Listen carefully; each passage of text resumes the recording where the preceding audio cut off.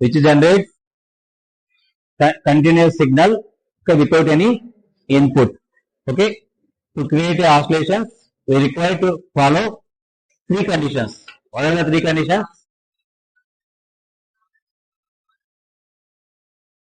Feedback must be positive, loop gain A beta must be 1, and phase angle A beta is equal to 0 or 360 degrees. That are three conditions. Okay, based on passive components used in oscillator feedback circuit. Okay, we are classified into two types. One is with the help of R and C elements, and with the help of L and C elements. With R and C elements, we are able to generate low frequency resistor ఉంది కదా, resistor whenever resistance is there, high frequency రాదు. Whenever resistance is not there, it is low frequency oscillations will be created. Whenever inductor L, inductor capacitor C is used, high frequency oscillations are created. High frequency oscillations means it is comes under range of radio frequency range గా వస్తాయి. Whereas low frequency means is in the range of audio frequency range. So that is ఈ set లో అడుగుతారు question. Audio frequency range oscillations దేంతో create అవుతాయి? RC circuit తో create అవుతాయి. ఓకేనా? నెక్స్ట్ ఆర్సీ సర్క్యూట్ లో already we have taken two examples, two models. That is one is RC phase shift oscillator, second is Wien bridge oscillator. Okay, and we are going to LC circuit where, so LC circuit లో same ఇదే concept వాడదాం. ఇంతకుముందు RC circuit అన్నింటిలో ఏం వాడాం? So what we ensure, we have taken an amplifier, మన amplifier తీసుకున్నాం, C amplifier. ఇక్కడ ఎంత వస్తుంది ఫేజ్ షిఫ్ట్? 180 డిగ్రీ వస్తుంది. ఒక బీటా నుంచి ఎంత తీసుకున్నాం? సో 180 డిగ్రీ ఫేజ్ షిఫ్ట్ వచ్చింది. ఇలా లూప్ చేసుకొని ఇక్కడ అవుట్పుట్ తీసుకున్నాం. This is your output. So by how we have created this RC phase shift. Now దానికి ఎక్స్టెన్షన్ ఇక్కడ మళ్ళా ఎల్సీ సర్క్యూట్ వాడతాం. అంటే ఇక్కడ బీటా ప్లేస్ లో ఆర్సీ కాకుండా ఎల్సీ తీసుకొని చేస్తాం. That is comes under high frequency oscillators. ఓకేనా? బట్ ఇక్కడ ఒక ప్రాబ్లం వచ్చి పడింది. ఇక్కడ అవుట్పుట్ ఇక్కడ తీసుకునేటప్పుడు ఇక్కడే తీసుకుంటాం యూజువల్ గా యాంప్లిఫైర్ సర్క్యూట్ లో. సో అవుట్పుట్ ఎక్కడ తీసుకుంటాం యూజువల్ గా? ఇక్కడ యాంప్లిఫైర్ కి ఇప్పుడు కలెక్టర్ ఇది ఇట్లుంటుంది మామూలు యాంప్లిఫైర్. సో అవుట్పుట్ ఎక్కడ తీసుకున్నాం మనం? ఇప్పుడు ఇక్కడ తీసుకున్నాం మామూలుగా. కలెక్టర్ దగ్గర తీసుకుంటాం, కలెక్టర్ బేస్ యాంప్లిఫైర్ దగ్గర తీసుకుంటాం, అంతేనా? సో ఇక్కడ ఈ రెసిస్టర్ ఉన్నందువల్ల we have some impedance here. Okay, so loading effect ఉంటుంది. ఈ రెసిస్టెన్స్ వల్ల లోడింగ్ ఎఫెక్ట్ ఉంటుంది, అంటే గెయిన్ అనేది తగ్గే ఛాన్సెస్ ఉన్నాయి. So when ever some because of loading effect gain reduce అయితే మనం ఏం చేసాం? మల్టీస్టేజ్ యాంప్లిఫైర్ లో ఏం చేసాం? ఆర్సీ కపుల్ యాంప్లిఫైర్ లో డ్రాబ్యాక్ ఏంటి? లోడింగ్ ఎఫెక్ట్ ఉంటుంది. అంటే ఈ రెసిస్టర్ ఈ పక్క సర్క్యూట్ అంతా రెసిస్టెన్స్ లా యాక్ట్ చేసి ఇక్కడ వచ్చే గెయిన్ తగ్గిపోతూ ఉంటుంది. సో ఆ ప్రాబ్లం ఓవర్కమ్ చేయడానికి ఏం చేసాం? ట్రాన్స్ఫార్మర్ వాడుకున్నాం. ట్రాన్స్ఫార్మర్ కపుల్ అయితే గెయిన్ బాగా పెరుగుతుంది. సో అదే కాన్సెప్ట్ ఇక్కడ కూడా తీసుకుంటాం. సో ఇక్కడ ఈ రెసిస్టర్ దగ్గర ఒక ట్రాన్స్ఫార్మర్ లాంటిది పెట్టుకుంటాం. So this is transformer, or దీన్ని చోక్ అంటారు. చోక్, ఆర్ వచ్చి రేడియో ఫ్రీక్వెన్సీ చోక్ అంటారు, ఆర్ఎఫ్ అని.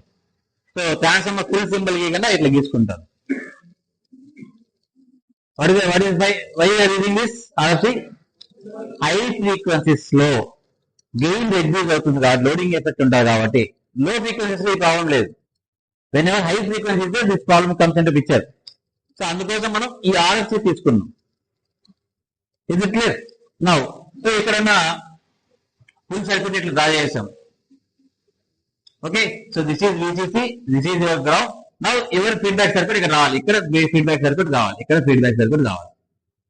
So this is your diagram for high frequency circuit. ఇప్పుడు ఈ బీటాలో ఏమేమి ఉండాలి అంటే, సో ఈ బీటా నేను ఇక్కడ డ్రా చేస్తాను, ఈ పక్క బ్యాక్ సైడ్ తీసుకొస్తాను. సో దెర్ ఈజ్ ఇక్కడ ఏం పర్లేదు. ఓకే, సో ఎల్సీ సర్క్యూట్ అంటే it must have inductor and capacitor. So మనం బట్ వేరియబుల్ గా చేయడం కోసం రెండు ఇండక్టర్లు ఒక కెపాసిటర్ అయినా వాడాలి, రెండు కెపాసిటర్ ఒక ఇండక్టర్ అయినా వాడాలి. రెండు సింగిల్ గా వాడితే వేరీ చేయడానికి కన్వీనియంట్ గా ఉండదు. So that's why we go for this one. First one రెండు ఇండక్టర్లు వాడుకున్నాం, L1 L2. ఇది ప్యారల్ గా ఒక కెపాసిటర్ పెట్టుకుని ఇది ఒక ఫీడ్బ్యాక్ సర్క్యూట్ తయారు చేసుకుంది. సరే, ఇది 180 డిగ్రీస్ వస్తుంది, మరి ఇక్కడ 180 డిగ్రీస్ ఎలా వస్తుంది సార్? మనకి ఏం కావాలి కండిషన్ ఏంటి? ఓకేనా? అది ఆ కింద బాటం ఇక్కడ ఫీడ్బ్యాక్ ఇక్కడ తీసుకున్నా, ఈ పైన ఇక్కడ ఫీడ్బ్యాక్ ఇక్కడ కనెక్ట్ చేస్తే ఇక్కడ గ్రౌండ్ కనెక్ట్ చేసి పెట్టారు. ఓకేనా? సో యూజువల్లీ కెపాసిటర్ ఇండక్టర్ రెండు కామన్ గా ఉంటే it will have opposite. Capacitor behaviour ఏంటి యాక్చువల్ గా? What is capacitor? It stores charge. What is inductor? It opposes sudden change. Is it clear? It stores charge. It opposes sudden change. It stores charge. For example, for ఒక DC circuit నుంచి అంటే ఇక్కడ నుంచి మనకు వచ్చేది ఇక్కడ choice దగ్గరికి వెళ్ళి ఫీడ్బ్యాక్ లోకి వెళ్ళేది. సో ఇక్కడ నుంచి ఒక పాజిటివ్ సప్లై +12 నుంచి ఇట్లా వచ్చింది అనుకుందాం. సో ఇక్కడ కెపాసిటర్ స్టార్ట్ అయింది, ప్లస్ మైనస్ స్టార్ట్ అయింది. So now after some time this gets disconnected, అంటే ఫుల్ చార్జ్ అయిపోయి ఏం అవ్వదు కదా. సరే, now when this is of, ఈ ప్లస్ చార్జ్ అంటే ఎక్కడ స్టోర్ అవ్వాలి? మరి కెపాసిటీ బిహేవియర్ సోర్స్ లేనప్పుడు పక్కన ఉన్న ప్యాసివ్ ఎలిమెంట్ కి ఇస్తారు, రెసిస్టర్ కానీ కెపాసిటర్ కానీ ఇండక్టర్ కానీ ఇస్తారు. ఈ కెపాసిటర్ ఎవరికి ఇవ్వాలి? ఇప్పుడు ఇండక్టర్కి ఇవ్వాలి. సో ఇండక్టర్ ఏం చేస్తుందంటే ఫస్ట్ ఇస్తూ ఉంటుంది, అంటే ఆల్రెడీ ఒక స్టేట్ లో ఉండేది, అది నాకు ఇప్పుడు వద్దు అని చెప్తుంది. Because it opposes change. It opposes change. So వెంటనే ఈ ప్లస్ ని మైనస్ గా స్టోర్ చేసుకుంటారు. ఇనిషియల్ గా అపోజ్ చేస్తారు, మళ్ళీ స్టోర్ చేసుకుంటారు. Now this is empty. Now this is got full charge. As it is opposing the change, నాకు వద్దు అంటుంది కాబట్టి నెగిటివ్ డైరెక్షన్ లో స్టోర్ చేసుకుంటారు. అంటే ఏ డైరెక్షన్ ఇచ్చామో ఆ డైరెక్షన్ కి దేంట్లో స్టోర్ చేసుకుంటారు? ఆపోజిట్ డైరెక్షన్ స్టోర్ చేసుకుంటారు. సో అప్పుడు ఇప్పుడు ఇది ఇచ్చేప్పుడు ఫస్ట్ ఏం ఇచ్చాం? ప్లస్ ఇచ్చాం. ఇది బ్యాక్ ఇచ్చేప్పుడు ఏమి ఇస్తుంది? మైనస్ ఇస్తుంది. ఇట్ ఈస్ అపోజింగ్ చేంజ్ కదా. ఇద్దరు ఎనిమిస్ రా బాబు, రేపు సినిమా పోదాం అన్నాడు, వెళ్ళిపోనంటాడు. ఓకే, వెళ్ళిపోనంటాడు. పోతారు. ద బిహేవియర్ కెపాసిటీ ఉన్న బిహేవియర్ ఏంటంటే, సో ఎలా తీసుకునిందో అలా ఇచ్చేస్తుంది. ఇండక్టర్ బిహేవియర్ ఏంటంటే ఎలా తీసుకున్న దానికి ఆపోజిట్ డైరెక్షన్ ఇస్తుంది. సో ఇప్పుడు ప్లస్ చార్జ్ తీసుకున్న దానికి దీనికి ఏమి ఇస్తుంది? మైనస్ చార్జ్ ఇస్తుంది. మైనస్ ఇప్పుడు మన వచ్చి ఇప్పుడు ప్లస్ కాకుండా ఇక్కడ ప్లస్ అట్లా ఏదైతే తీసుకుంటుందో మళ్ళీ దీనికి ఇస్తుంది. ఇప్పుడు ఇది మైనస్ వేస్తుంది, అది ఎక్కడ స్టోర్ అవుతుంది? ప్లస్ స్టోర్ అవుతుంది. సో ఇప్పుడు ఒక కెపాసిటర్ దగ్గర ఒక ఇండక్టర్ దగ్గర కరెంట్ డ్రా చేసామనుకో, ఫస్ట్ ఇనిషియల్ ఎలా ఉంది? యూజువల్గా ప్లస్ లో వచ్చింది, మళ్ళీ ఎలా వచ్చింది? మైనస్ వచ్చింది, మళ్ళీ ఎలా వచ్చింది?